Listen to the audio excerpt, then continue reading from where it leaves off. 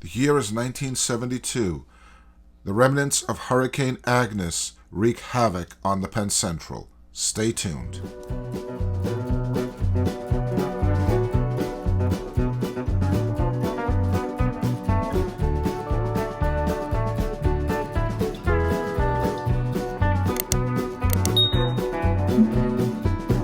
This video is based on the story that appeared in the August-September 1972 issue of the Penn Central Post, the employee newsletter.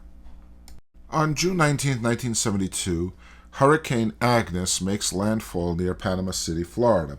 It followed a path up the east coast and then appeared to be heading out to sea while it weakened. Now, as a tropical storm, it turns back and makes landfall again off the New Jersey coast and heads towards northern Pennsylvania. From June 21st through June 24th, it stalls over the Susquehanna Basin, dumping up to 18 inches of rain over the region. In Harrisburg, the Susquehanna River crested at 32.57 feet, surpassing the previous record set in the St. Patrick's Day flood of 1936. This map shows the impact the flooding had on Penn Central's operating territory. The Penn Central Post reads as follows. A normal 4 months' rain came down in 2 days, surpassing all previous records for the area. The rain poured onto hills and fields already saturated with the previous week's heavy rains and ran off into streams and rivers, transforming them into raging torrents. The Susquehanna River rose higher than ever before, more than 17 feet above flood level. Its tributaries participated in producing a massive flood that pounded fields, farms, towns, railroad yards, and tracks. The main traffic artery connecting this entire territory to points in the Midwest is this line, which runs east from a major classification yard, Conway, near Pittsburgh, through Altoona to Enola, another large yard just across the river from Harrisburg, where freight is reclassified for distribution along these radiating lines serving the entire eastern seaboard south of New York City. Traffic to and from New England moves over the northern route, cutting through Buffalo, Syracuse, and Albany. Freight from this area destined south of New York moves over 2 north-south lines, which also converge at Enola near Harrisburg. The central path of the storm was right through the area where all these lines converge, beginning at Washington, then Harrisburg, Williamsport, and Wilkes-Barre, through Corning and Elmira and on north. The effect on the northern line, Buffalo, Syracuse, Albany, was not too severe, but on the main lines and branch lines which crisscrossed the remainder of the area, it was devastating. The floods cut the main lines in eastern and central Pennsylvania and portions of Maryland and southern New York State. 68 Penn Central branch lines and secondary and industrial tracks were hit by slides and washouts, 25 railroad bridges were demolished, and 23 others were damaged. The biggest victim was the 2,200-foot bridge that carries freight traffic over the Susquehanna at Shocks Mill, Pennsylvania. The Stone Arch Bridge sturdily withstood the pounding waves. It held out for 10 days, and then early on July 2nd, its central section collapsed into the river. Another major casualty was the bridge over the Chemung River at Corning, New York. 3 spans were torn off their piers and washed downriver.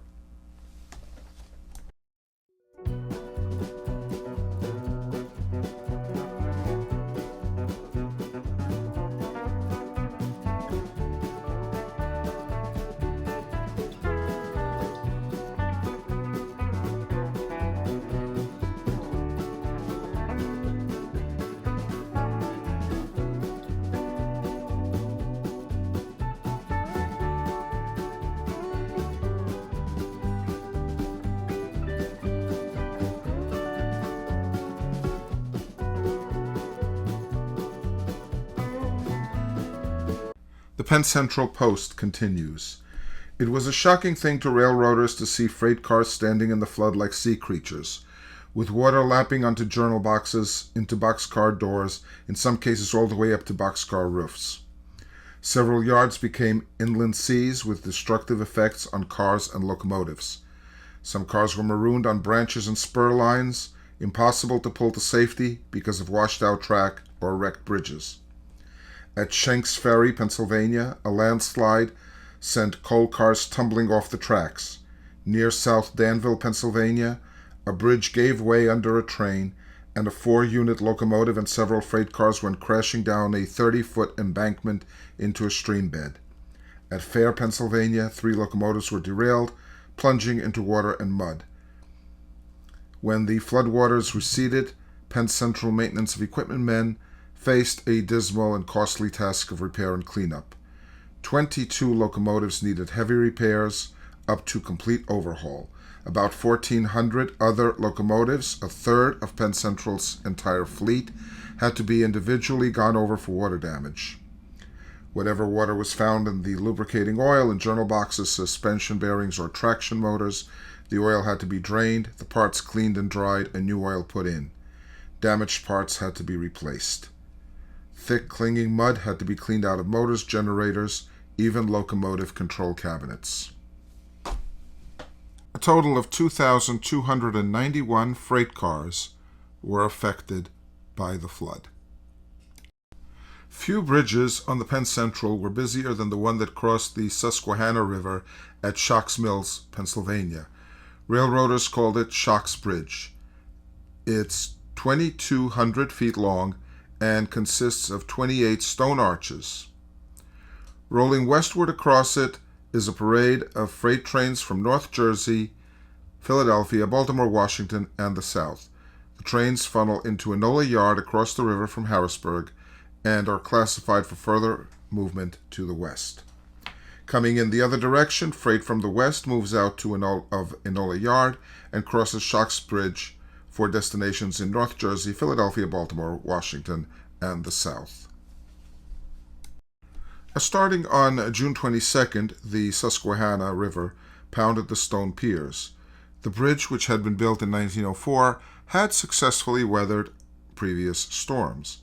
On the morning of June 27th, locomotive engineer William D. Mader guided train PF6 with 90 cars of mixed freight out of Enola Yard bound for the Philadelphia area. He ran the train down the west bank of the Susquehanna, then turned slowly onto Shocks Bridge, and promptly stopped the train. "Something looks funny down there," he said to brakeman Albert Miller. They climbed down from the locomotive and started walking across the bridge. They soon saw that the track at the middle of the bridge had sunk at least 6 inches. They called in the situation to the tower, and the bridge was closed. Subsequently, Robert A. Harriman, the superintendent of the Harrisburg Division, wrote to Engineer Mader, quote, "Your alertness during the trying and difficult days of the disastrous flood unquestionably saved the lives and equipment of any train that would have followed you on the bridge across the Susquehanna. Your action is another example of the high caliber and efficient men of the Penn Central Transportation Company, and there is no question in my mind that your deed will go down in the history book of this company." End quote. Overall, the economic damage to Penn Central was devastating. Throughout June and July, they were deprived of about $10 million worth of revenues from lost traffic and delayed collections. Damage to the tracks and bridges exceeded $14.4 million. Damage to the locomotives and cars exceeded $2.4 million.